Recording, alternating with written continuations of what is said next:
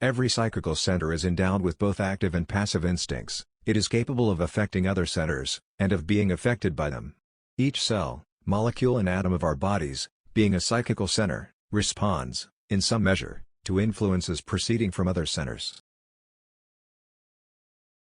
Every human being may regulate and determine, to a greater or less extent, the relations and operations of these inferior centers of his body, not merely by consciously and perpetually exercising control over them, but by awakening capacities latent in them, and inducing them to act in their proper channels.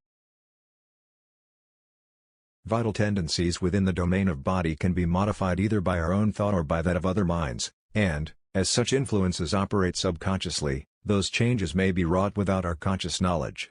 On the other hand, our bodies, being associated groups of psychical centers, are endowed with potency to affect our consciousness, whenever we are in a mood to accept suggestions from inferior sources.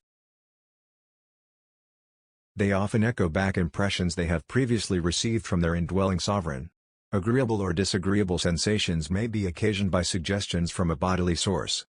In the endeavor to realize our freedom, it is first necessary to conquer the opposing forces that most intimately and obstinately beset us, by establishing dominion over our own bodies.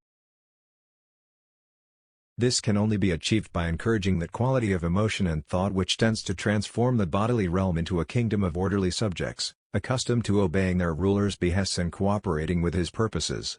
Specific thoughts of disease, persistently indulged in, either promote extraneous growths or interfere with the normal exercise of the organic functions.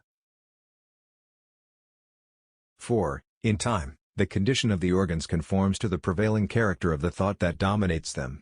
If that is healthy, positive and vital, corresponding tendencies will be induced in the bodily centers, and every constituent part of the complex organism will perform its natural functions in sympathy with the spirit that pervades the entire system.